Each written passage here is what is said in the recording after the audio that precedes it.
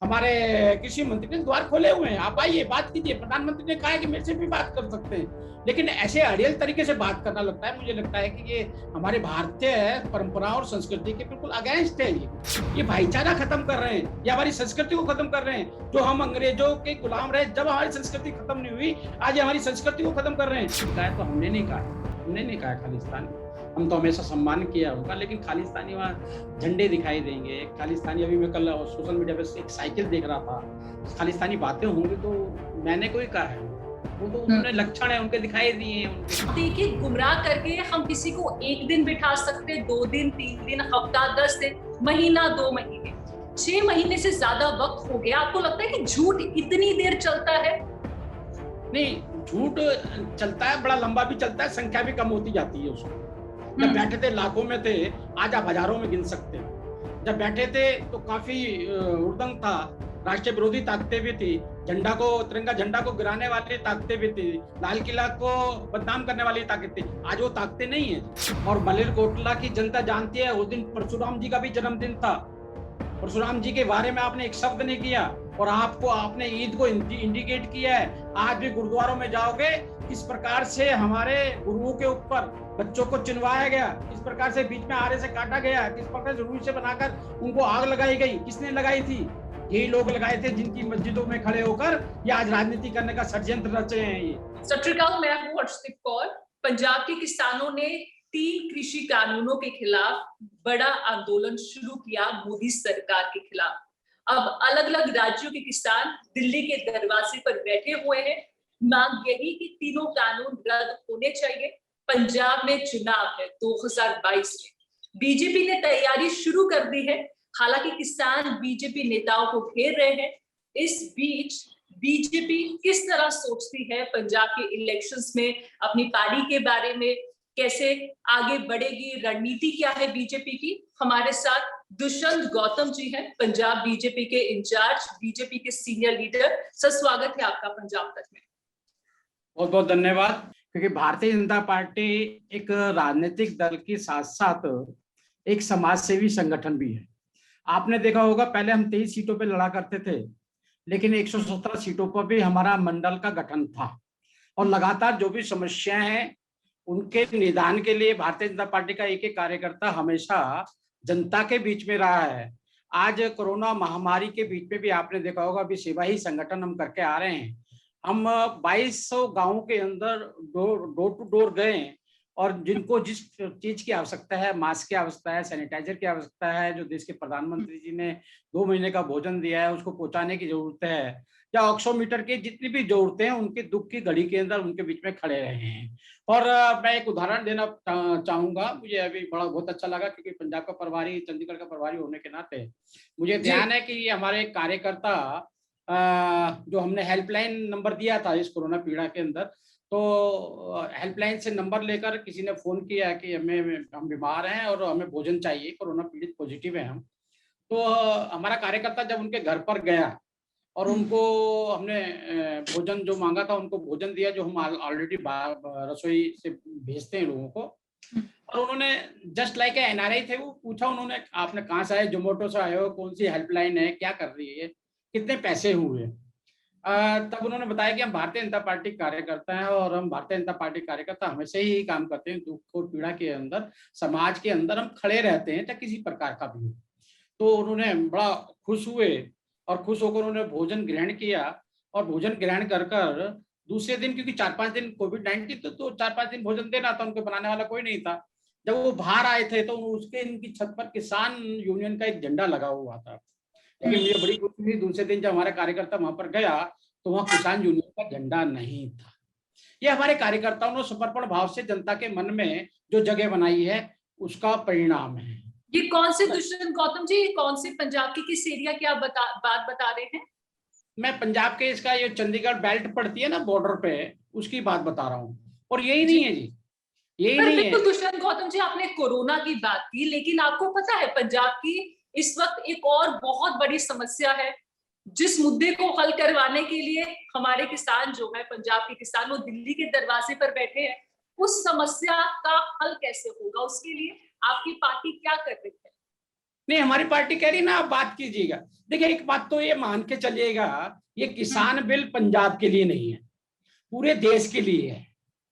पूरे देश के लिए एक बिल बनाइए। नहीं, बिल्कुल। तो वहां पर जो किसान बैठे हैं दिल्ली के दरवाजे पर, वो सिर्फ पंजाब के किसान नहीं बैठे, वो हरियाणा के किसान भी है, राजस्थान के भी हैं, यूपी के भी हैं।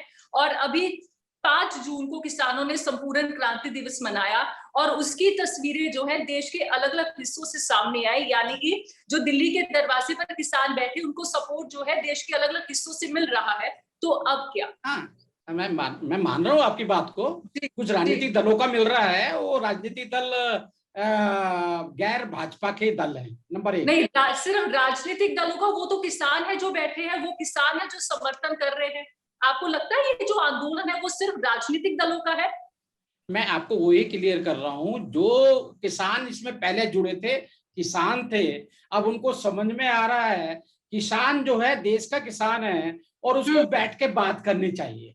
कोई भी समस्या का समाधान होता है बैठ के होता है, 2 तो कदम आप चले, 2 गौतम कदम जी हम चले चिट्ठी हैं, लिखी तब है, उसका चिट्ठी। एक मिनट, आप मेरी बात तो पूरी होने नहीं देंगे, आप अपनी बात करते रहेंगे तो मुश्किल हो जाएगी ना जी। जी बताएं। मैं आपका एजेंडा पूरा करूंगा, आप चिंता नहीं करें इस बात की, है ना। आपका नहीं, एजेंडा हम पूरा कोई करूंगा एजेंडा मैं, लेकर नहीं चल रहे, लेकिन मैं अपनी हम बात एक जरूर बात रखूंगा। रख रहे हैं, हम एक तो बात रख रहे हैं किसानों की, मेरी बात मैं सभी किसानों से एक बात पूछना चाहता हूँ, क्या कारण है कि किसान आज देश के अंदर कोई भी मैन्युफैक्चर इंडस्ट्रीज है, कोई भी अपने माल को कहीं भी बेच सकता है।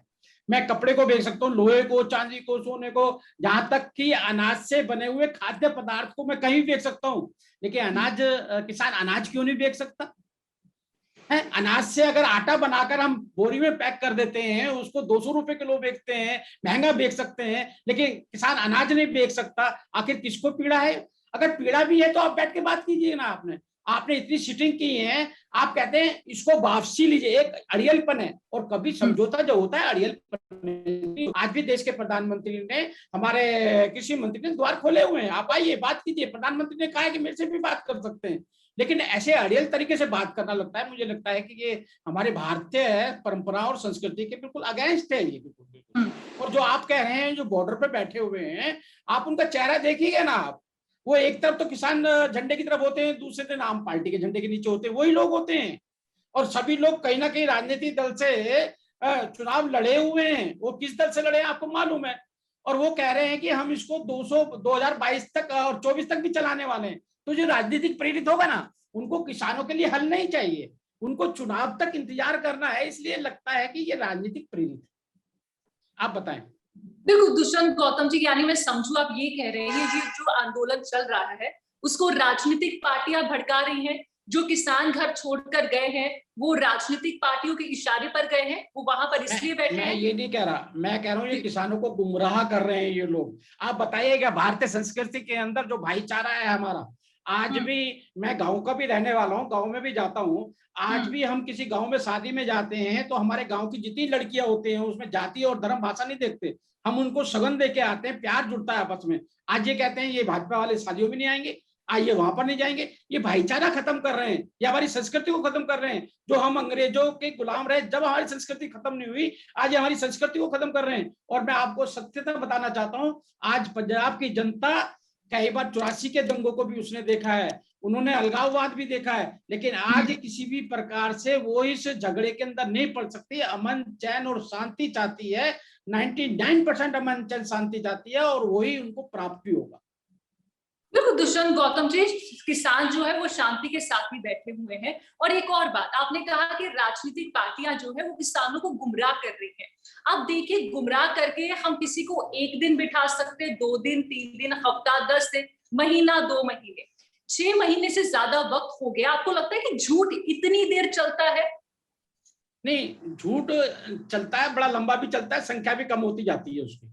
जब बैठे थे लाखों में थे, आज आप हजारों में गिन सकते हैं। जब बैठे थे तो काफी उर्दंग था, राष्ट्रीय विरोधी ताकतें भी थी, झंडा को, तिरंगा झंडा को गिराने वाली ताकतें भी थी, लाल किला को बदनाम करने वाली ताकत थी। आज वो ताकतें नहीं है जी। तो इसलिए साफ साफ दिखाई देता है। अभी मैं आपके सोशल मीडिया आपके माध्यम से देखता हूँ, वहां पे ऐसे ऐसे नारे लिखे होते हैं जो कि देश को भी बदनाम करने वाले होते हैं। एक राष्ट्रीय भक्त, राष्ट्रीयवादी पार्टियां ऐसा नहीं सोच सकती, ना ही ऐसा कर सकती। आप देखिएगा जो लोग उनको समर्थन दे रहे हैं, एक तरफ तो वो कोरोना की बात करते हैं, कोविड-19 की बात करते हैं, कोविड-19 के पालन की बात करते हैं, कोरोना से बचाने की बात करते हैं, और दूसरी तरफ उनको संरक्षण देकर उनको ये भी नहीं कहते, किसी ने एक ने भी नहीं कहा कि आप वैक्सीनेशन कराइए, किसी ने भी नहीं कहा कि आप कोरोना कोविड-19 का पालन कीजिएगा। वहां सारी सुविधा देने के लिए तैयार बैठे सभी जो राजनीतिक दल समर्पण कर रहे हैं, समर्थन कर रहे हैं, और लेकिन अपने उनके राज्यों के अंदर जाके तो जनता के बीच में कुछ भी नहीं है उनका। आप देखिए पंजाब के अंदर राहुल गांधी कहते घूमते हैं फ्री वैक्सीन, सरकार को फ्री वैक्सीन दे चाहिए, और वहां वैक्सीन किस रेटों में बेची जा रही है आपको साफ दिखाई दे रहा है कि वहां पर वैक्सीन का रेट जो निकाला है तो सरकार ने जो दी है, अरे आप अपने पास से दीजिए ना, सरकार ने जो वैक्सीन दी है उस वैक्सीन को कितने ऊंचे रेटों पे बेचा जा रहा है, आप देखिएगा आपके सामने ये। बिल्कुल ठीक है, झारखंड में मैं इस मुद्दे पर भी आऊंगी, बिल्कुल पंजाब हाँ। सरकार पर भी हम सवाल करेंगे। पर दुष्यंत गौतम जी, बीजेपी बहुत पावरफुल पार्टी है, बड़ी पार्टी है अब देश की, तो अगर राजनीतिक पार्टियां किसानों को भड़का सकती हैं, अगर आप कह रहे हैं उन अपने इशारों पर नचवा सकती हैं, तो आप अपनी बात इतनी देर से रख क्यों नहीं पा रहे? आपको पता है अनिल जोशी, वो अमृतसर के जो बीजेपी लीडर हैं, उन्होंने अपनी ही पार्टी को अल्टीमेटम दे दिया है कि भाई 15 दिनों में किसानों के मुद्दे पर स्टैंड स्पष्ट करें। अब ये हमारा स्टैंड, आपके लीडर है जी, हमारा स्टैंड स्पष्ट है।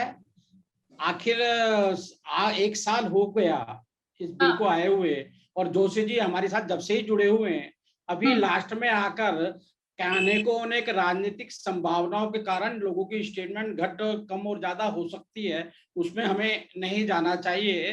तो मुझे जो लगता है कि जो लोग हमारा, तो ये बादल सरकार भी हमारा समर्थन कर ली थी पार्लियामेंट में, मोदी जी ने कितना बढ़िया बिल दिया है, तो मोदी जी भेजिए, सारी स्टेटमेंट भेजिए, मुझे प्रेस कॉन्फ्रेंस करने हैं, और वही प्रकाश सिंह बादल बाद में हमारा विरोध भी करते। ये सब भाई अब तो उन्होंने आपसे रिश्ता भी तोड़ दिया, पद्म विभूषण भी वापस कर दिया, कोसते हैं अब वो आपको, बीजेपी को।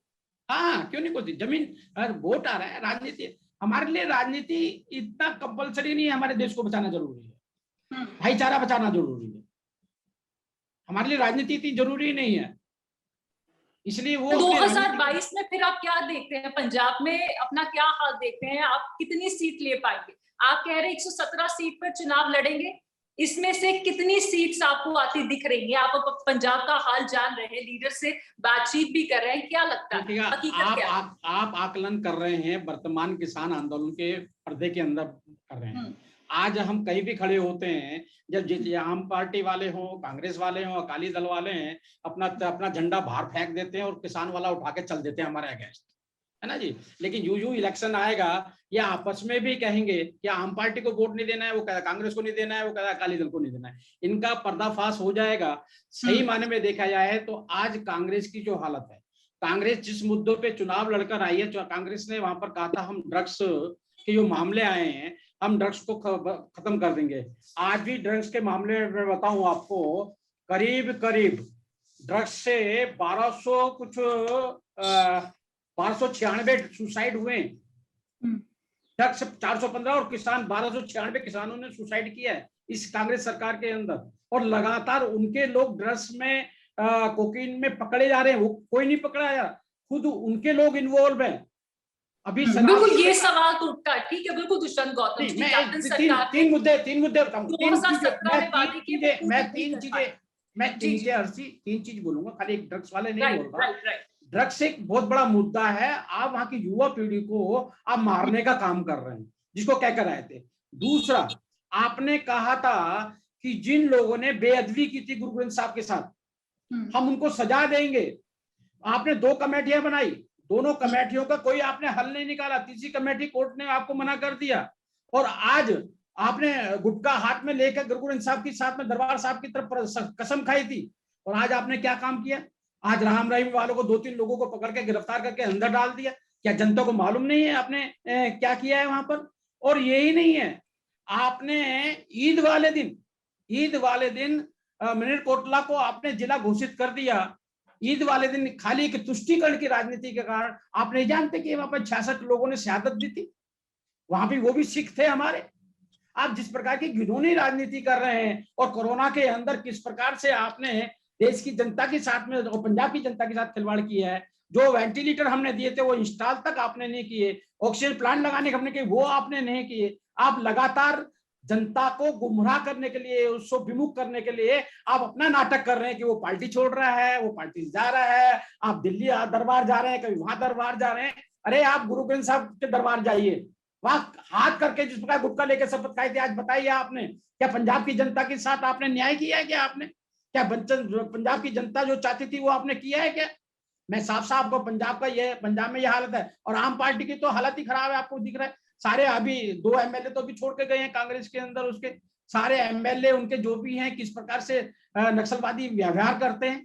तो मुझे मानते हैं कि आज की जनता भारतीय जनता पार्टी को चाहती है, अमन चैन चाहती है, शांति चाहती है।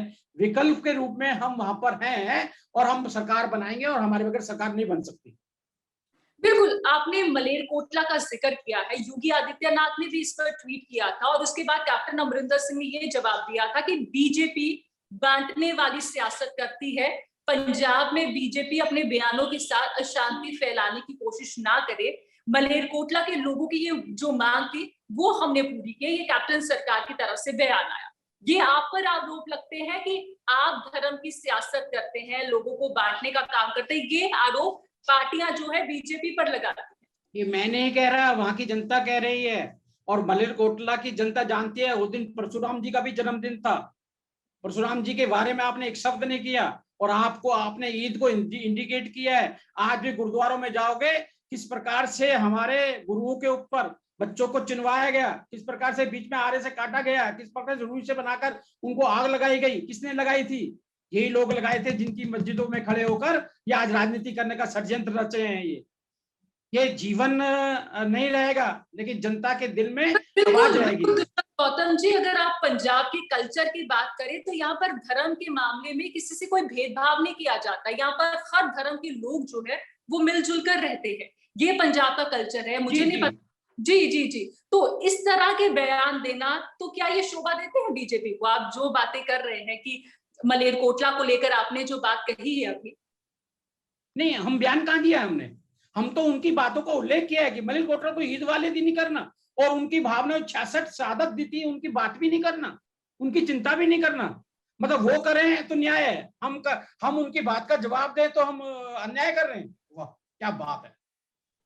मैं तो उनकी कह रहा हूँ, ईद वाले दिन किया उन्होंने। भाई आपने एक ही भावना को ठेस पहुंचाई है वहां की जनता की। मैं नहीं कह रहा, वहां की जनता कह रही है। आप मतलब भारतीय जनता पार्टी ऐसा दल है, ऐलान के भावनाओं को ठेस पहुंचाई है।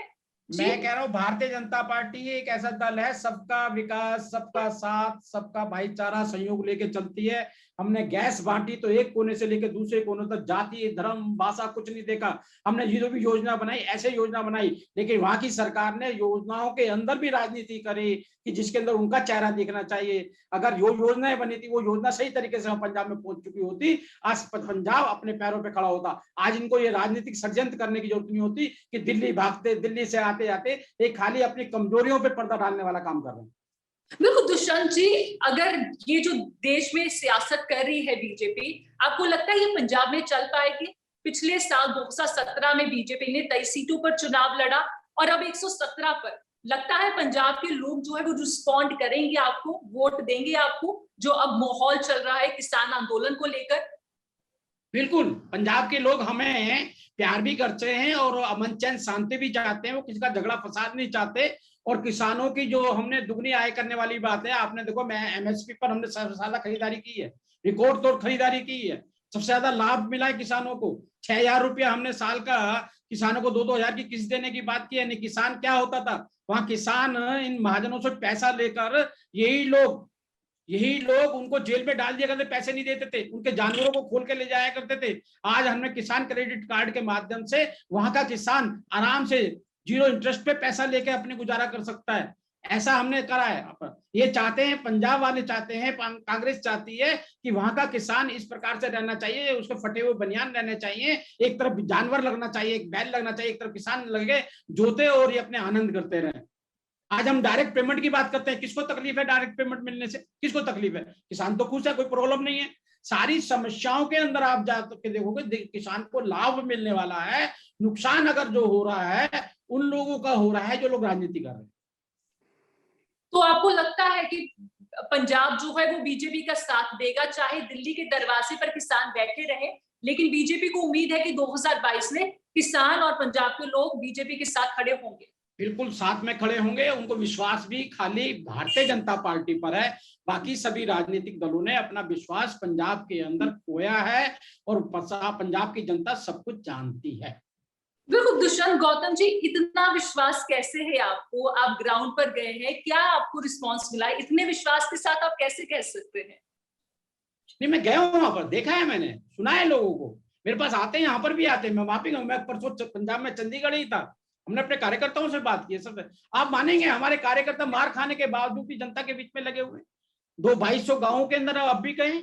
आज विरोध करने वाले पूछते हैं, उन किसानों से पूछते हैं, उन लोगों से, अरे ये हमको अगर खाना देना है तो आपको काय का विरोध है?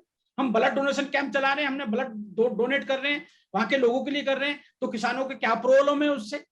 लोग पूछ रहे हैं, उनसे ही पूछ रहे हैं, हमसे नहीं पूछ रहे कि भाई इसके अंदर क्या प्रॉब्लम है आप लोगों को। लेकिन क्योंकि नियत खराब है, नियत खराब के तहत अब लोकतंत्र है, लोकतंत्र में अपनी भावनाओं को रखिएगा, कोई मना नहीं करता, लेकिन लोकतंत्र की मर्यादाओं को, संविधान की मर्यादाओं का हनन कर आप जनता के दिल में जगह नहीं बना सकते। तो किसान आंदोलन कितना लगता है आपको लंबा चलेगा? बीजेपी बात सुनेगी? मोदी सरकार सुनवाई करेंगे किसानों की? मोदी सरकार तो सुन रही है, मोदी सरकार तो बैठी है, मोदी सरकार ने तो कहा है, प्रधानमंत्री ने कहा आइए बताइए क्या बात है। तो चिट्ठी का जवाब तो दे देते, प्रधानमंत्री नरेंद्र मोदी जी को ही चिट्ठी लिखी गई थी, उनको संबोधित किया गया था, तो जवाब दे देते। किसने लिखी चिट्ठी? मिलने का समय नहीं मांगा। प्रधानमंत्री ने कहा कि आप मुझे कभी भी फोन कीजिएगा, मैं आपको मिलने के लिए समय दूंगा, आप आइए, वेलकम। फोन करने में कंजूसी हो रही है। ये प्रधानमंत्री भारतीय जनता पार्टी के नहीं है, देश के प्रधानमंत्री हैं। बिल्कुल, इसलिए बात करने के लिए और इस संघर्ष को खत्म करने के लिए अगर जब नियत हो जाएगी तो ये संघर्ष भी खत्म हो जाएगा। बिल्कुल दुष्यंत गौतम जी, लोग हमसे भी सवाल यही करते हैं किसान आंदोलन को लेकर कि मोदी सरकार इतना अड़ियल रवैया क्यों अपना रही है? संयुक्त किसान मोर्चे ने एक चिट्ठी लिखी थी जो सब लोगों ने पढ़ी, पंजाब के, देश के लोगों ने पढ़ी, और उस पर मोदी जी के जवाब का इंतजार हो रहा है जो अभी तक आया नहीं है। आखिर क्यों? देखिएगा, आप कह रहे हैं ये हमारी सरकार अड़ियल क्यों अपना रही है, हमने ये किसान कह रहे हैं, मैं उनकी बात किसान कह रहे हैं, इनसे पूछो कि इन्होंने हमारी सरकार की बात कितनी मानी। हमने तो इनके बिजली के बिल की भी बात मानी है ना जी, इन्होंने जो जो बात की, इन्होंने एमएसपी बाहर रखने की बात वो भी हमने मानी। हम तो 2 कदम चल चुके हैं, ये तो 1 कदम भी नहीं चले। इनका तो एक ही नारा है, वापसी लो वापसी लो वापसी लो वापसी लो। आप बताइए अड़ियल कौन कहलाएगा आपके हिसाब से? बताओ, मैं आप न्यायपालिका के प्रधान हैं, आप बताइए। हमने 2-3 बातें मान ली और उन्होंने एक ही बात भी नहीं मानी है। अड़ियल कौन है, हम है या वो है? अब बैठो ना, अब बात करो, कौन मना करता है? अब वो कह रहे हैं, बिल्कुल। आपकी कब किसी किसान लीडर से बात हुई थी दुष्यंत गौतम जी आखिरी बार? 11 बैठ के कृषि मंत्री ने की है, और वहां पर क्या बिहेवियर होता है, वहां क्या बिहेवियर होता है। 33 लोग बैठते हैं, कोई कुर्सी इधर कर लेता है, कोई कुर्सी इधर कर लेता है, बिल वापसी लो बिल वापसी लो। ऐसा कहीं होता है क्या? आपको परेशानी है। अब मैंने, आपने टाइम मांगा, मैंने कहा आज नहीं है कल दूंगा, आपने कहा ठीक है परसों दे देना, फिर परसों दे। टाइम डिस्कस हो गया ना, बात कर रहे हैं हम। लेकिन मैं कहता मैं तो आज ही करूंगा, कल करूंगा ही नहीं, तो कैसे कोई बात कोई बनती है? देखो दुष्यंत गौतम जी, आप पंजाब बीजेपी के अब इंचार्ज लगे हैं, आपको भी ये बात महसूस हो रही होगी कि भाई हम 2022 में और अच्छा परफॉर्म कर सकते हैं। जैसे आप कह रहे हैं अच्छा तो हम परफॉर्म करेंगे, और अच्छा परफॉर्म हम इसलिए कर सकते हैं अगर किसान आंदोलन खत्म हो। इस बात को आप मानते हैं? नहीं, मेरा मानना यह है कि जिसको आप किसान आंदोलन की जो मांगे हैं, किसान की आय दुगनी करने का हमने संकल्प लिया, उसके अंदर हम काफी कदम आगे बढ़ रहे हैं। कॉन्ट्रैक्ट फार्मिंग के लिए जिसकी बात करते हैं, कॉन्ट्रैक्ट फार्मिंग ऑलरेडी पहले से वहां पे चल रही थे। पहले कॉन्ट्रैक्ट फार्मिंग में ये था कि अगर उसने पूरा नहीं किया तो उसका जमीन भी हत्या देते थे और 5 लाख का जुर्माना था, वो भी हमने खत्म किया हमने। इसलिए किसानों के दिल में स्थान है हमारा, किसान हमें ही वोट देंगे, हम आपको पक्का बता रहे हैं। किसान, जिसको आप किसान आंदोलन कह रहे हैं, ये प्रायोजित सा लगता है, अब लगता है कि प्रायोजित है। और मैं अभी कह रहा हूं कि जो किसान है बैठ के बात करें, कौन मना करता है? हम तो अब भी तैयार हैं। आप बताएं किसको भेजने वाले, कब भेजने वाले हैं? चिट्ठी का जवाब दे दिया जाए, उस संयुक्त किसान मोर्चे ने लिखी है प्रधानमंत्री जी को। हाँ, दे दिया जवाब, जब मर्जी आइए बात करिएगा। किसान कह रहे हैं हम, बिल्कुल। हम आपसे बात करते हैं, आप कहते हैं हम बातचीत के लिए तैयार है, किसान आए। किसानों से हम बात करते हैं, वो कहते हैं कि हम बातचीत के लिए तैयार है, हमने तो चिट्ठी भी लिख दी है, मोदी जी की तरफ से जवाब नहीं आ रहा। और आज भी मेरे किसान लीडर से बात हुई, राकेश टिकैत जी से ही बात हुई, वो कह रहे थे कि बीजेपी को तो ये महसूस करना चाहिए कि उनकी भी सरकार नहीं है, सब कुछ कॉर्पोरेट घरानों के हाथ में आ चुका है। नहीं, हम तो तैयार हैं, अगर वो कहें कि हमने कब बात करनी है, वो टाइम बताते हैं, हम बोल देंगे प्रधानमंत्री जी को कि वो आ रहे हैं बात करने के लिए। आप बोलो ना यार, कौन मना करता है? वो कह कृषि रहे हैं मंत्री हम लिखी है, समय जो है वो प्रधानमंत्री जी दे, हम उस समय पर उस तारीख को चले जाएंगे। आप बताएं ना। वो अब सब, आप देखिए, आप पर बड़ी जिम्मेदारी है, पंजाब बीजेपी के आप इंचार्ज है, आप सांसद भी हैं, हमारा तो तो आप बिल्कुल, इसमें कुछ करें ना जी। हमारा तो बिल्कुल ओपन है कि आप बताइए, बात करने के लिए आइए, मन बनाने की बना के आइए कि मध्यम का कोई रास्ता निकालेंगे। अड़ियल पने से आएंगे कि तीनों बिल वापसी लो, तो आने का कोई फायदा नहीं है। आप भी अगर बात करेंगे उनसे, अब भी बात करेंगे, तो वो पहले यही कहेंगे तीनों बिल वापसी लो, फिर बात करेंगे। आप उनको मनाइए कि यहाँ रास्ता निकालेंगे, बीच का रास्ता निकालेंगे, किसानों के हक में निकालेंगे। तो हमने ये तो ये हम भी मान के चले कि हमने तीनों कृषि कानून रद्द नहीं होंगे जो किसान अर्जी मांग कर रहे हैं। नहीं, ऐसे हमने ये कहा है कि 1.5 साल तक तो हम उनको लागू ही नहीं कर रहे। हमने कहा है कि अभी हम इनको लागू ही नहीं कर रहे, बाद में विचार करेंगे। लेकिन वो अड़ियल है, उनको राजनीति करनी है, बैठे हुए हैं उनको। जब हमने कहा 1.5 साल तक बात ही नहीं कर रहे, हम इन पर बात करेंगे, बात के सारे दरवाजे 1.5 साल तक खुले हुए हैं, तो कहाँ, क्यों बैठे हुए हैं, क्यों बैठे हुए बिल्कुल हैं? बिल्कुल। दुष्यंत गौतम जी, अभी आपने बात की कि हम 1.5 साल तक होल्ड करने के लिए तैयार है, ये किसानों को आपने पहले भी बताया था। तो किसान ये कहते हैं कि बीजेपी झुकना नहीं चाहती, वो रद्द कर सकती है, उनको भी समझ आ गया है, वो झुकना नहीं चाहती, इसीलिए होल्ड करने के लिए रेडी हो गई है मोदी सरकार। लेकिन अगर रद्द कर देंगे तो उनको लगेगा कि भाई हमने किसानों की बात मान ली, वो ऐसा संदेश पूरे देश में देना नहीं चाहते। देखिए अर्जी, जीएसटी वाला मसला था, ये किसान आंदोलन, ये किसान बिल ऐसे नहीं आया है। इस किसान बिल पर एक एक कांग्रेसी नेता की मोहर लगी हुई है। जब वो पक्ष में थे, शरद पवार हो चाहे मुलायम सिंह यादव हो, सभी नेताओं की मोहर लगी हुई है। वो चाहते थे कि किसानों के लिए ऐसा बिल आना चाहिए, और उसी प्रकार से बिल आया है। पहले सबने समर्थन किया, अब राजनीतिक महत्वाकांक्षा के कारण वो विरोध कर रहे हैं। बिल कोई उनके विरोध में नहीं है। ये बिल जो आया है, आज भी हम कह रहे हैं कि आप आइए, बात कीजिएगा, और बात करने के लिए रास्ते खुले हुए हैं। आप भी, आपकी बातों से ही दिखाई दे रहा है कि वो ये कहते हैं कि ये अड़ियल है, तीनों बिल वापसी लेना चाहिए। तीनों बिल वापसी लेना चाहिए कहने वाला अड़ियल है या बात करने वाला अड़ियल है? आप बताइए ना। आप बात भी करना चाहते हैं, क्या बात करेंगे?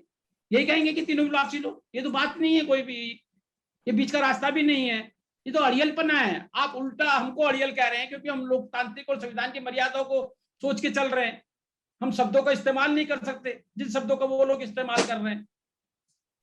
हम मर्यादाएं में रहने वाले लोग हैं, हम देश को एक रखने वाले लोग हैं, हम देश में किसी प्रकार का विघटन नहीं चाहते हैं, हम उस दिशा के अंदर चल रहे हैं। तो किसानों को इसलिए इस बात से भी बहुत चिढ़ मची कि उनको कभी आतंकवादी बोला गया, कभी उनको आंदोलनजीवी बोला गया, तरह तरह के रंग देने की कोशिश हुई, इनको कभी खालिस्तानी बोला गया। इससे किसानों के मन में काफी गुस्सा है, आप भी जानते हैं। नहीं, मुझे लगता है किसान अगर नेता है, नेता के मन में गुस्सा कभी आता नहीं है। नेता को तो बड़ा कोल्ड माइंड होना चाहिए, अच्छे ढंग का होना चाहिए। अगर गुस्सा आता है तो वो नेतागिरी नहीं कर सकता, नंबर 1। नंबर 2, जो आपने कहा है खालिस्तानी कहा है, तो हमने नहीं कहा है, हमने नहीं कहा है खालिस्तानी। हम तो हमेशा सम्मान किया उनका, लेकिन खालिस्तानी वहाँ झंडे दिखाई देंगे, खालिस्तानी। अभी मैं कल सोशल मीडिया पे एक साइकिल देख रहा था, खालिस्तानी बातें होंगी, तो मैंने कोई कहा है? वो तो उन्होंने लक्षण है उनके, दिखाई दिए हैं उनके, हमने नहीं कहा है। वो तो उनके लक्षण है, वो तो उनको देखना चाहिए, हमें नहीं देखना चाहिए। वो अगर नहीं है तो वो बताए नहीं है, जो है तो उनको भगाए वहां से। ये हमारा काम कोई है जी? ये तो किसान आंदोलन वालों का काम है कि अपने चादर को साफ कैसा रखेंगे। वो तो दिखाई दे रहा है वहां पर। जी दुष्यंत जी, आखिरी सवाल, अकाली दल से अलग लड़कर, अकाली दल से अलग होकर लगता है बीजेपी के लिए पंजाब मुश्किल है? नहीं, हम एक राष्ट्रीय राजनीतिक दल है, हमारी विचारधारा है। 1951 में जनसंघ का निर्माण हुआ, उसके बाद भारतीय जनता पार्टी बड़ी। जो चीज हम वहां से लेके चले थे, वही चीज हमारी आज तक है, हम बदले नहीं है। हम स्टेटमेंट भी नहीं बदलते, अपनी कार्यशैली को भी नहीं बदलते, उसी को लेकर हम चल रहे हैं। इसलिए हम अपने स्टैंड पे अडिग हैं, और हमारी जनता हमें इसीलिए ही पसंद करती है। मोदी जी का जो विश्वास जनता के बीच में इसलिए है कि जो कहते हैं वो करते हैं, और उस पर बदलते नहीं है। हम राजनीतिक लाभ हानि नहीं देखते, सीटों का लाभ हानि नहीं देखते। हम, हमारे अपने विचार हैं, अपनी सोच है और उस सोच और विचारों पे चलने वाले लोग हैं। मोदी जी कब आ रहे हैं पंजाब? आएंगे, अभी कार्यक्रम बनेंगे तो मोदी जी पंजाब भी आएंगे, मोदी जी भी आएंगे, सभी लोग आएंगे। पंजाब हमारा है, देश का अभिन्न अंग है। घूमने की आजादी, जाने की आजादी सभी है। तो किसानों के मुद्दे पर भी कुछ बोलेंगे मोदी जी, जो किसान दिल्ली के दरवाजे पर बैठे हैं? अब भी बोलते हैं वो तो। जहाँ भी आप स्टेटमेंट देखो, कुछ भी चीज देखो, बोलते हैं हमने किसानों के लिए ये किया, किसानों के लिए ये किया, सब बोलते हैं, तो अब भी बोलते हैं। किसान तो हमारा अंग है, अन्नदाता है हमारा साहब। किसान को हम प्रणाम करते हैं, नमन करते हैं। बोलेंगे नहीं, नमन करेंगे हम किसानों को। बिल्कुल, धन्यवाद दुष्यंत गौतम जी बातचीत के लिए। तो पंजाब बीजेपी के इंचार्ज दुष्यंत गौतम जी काफी कॉन्फिडेंट है कि 117 सीटों पर चुनाव लड़ेंगे और किसी भी तरह की कोई चुनौती नहीं है, किसान इनके साथ है। और ये कह रहे हैं कि जो दिल्ली पर आंदोलन चल रहा है वो स्पॉन्सर्ड है, राजनीतिक पार्टियां जो है वो किसानों को गुमराह कर रही है। बीजेपी हल चाहती है और उम्मीद है कि जल्द ही हल निकले। धन्यवाद, आप देखते रहे पंजाब तक।